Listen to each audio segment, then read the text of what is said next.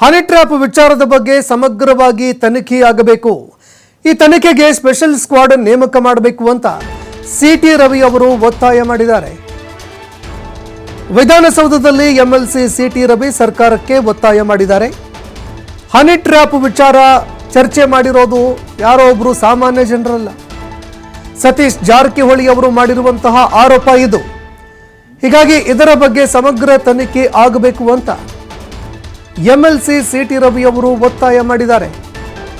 ಒಂದು special squad ಒಂದು ರಚನೆ ಆಗಬೇಕು, ಅದರ ಮೂಲಕವಾಗಿ ತನಿಖೆ ಆಗಬೇಕು ಅಂತ ಸಿಟಿ ರವಿ ಒತ್ತಾಯ ಮಾಡಿದ್ದಾರೆ.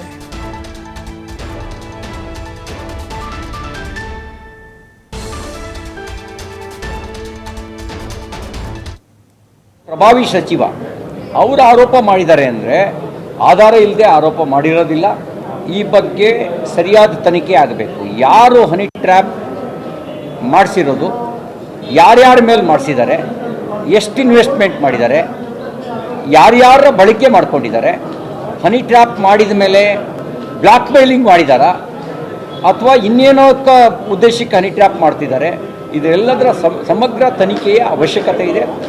ತನಿಖೆ ಆಗಲಿ ಅಂತ ನಾನು ಆಗ್ರಹಿಸ್ತೇನೆ.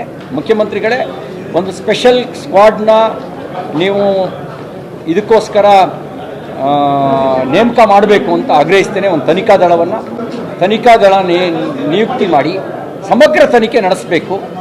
ಯಾರ ರಾಜಕೀಯ ಜೀವನವನ್ನು ಬರ್ಬಾದ್ ಮಾಡೋದಾಗಲಿ, ಬ್ಲ್ಯಾಕ್ ಮೇಲ್ ಮಾಡೋದಾಗಲಿ ಅಥವಾ ತನ್ನ ಉದ್ದೇಶ ಸಾಧನೆಗೆ ಹನಿ ಟ್ರ್ಯಾಪನ್ನು ಬಳಕೆ ಮಾಡ್ಕೊಳ್ಳೋದಾಗಲಿ ಆಗಬಾರ್ದು. ಅದಕ್ಕಾಗಿ ಒಂದು ಸಮಗ್ರ ತನಿಖೆ ಆಗಬೇಕು ಅಂತ ಆಗ್ರಹಿಸ್ತೇನೆ.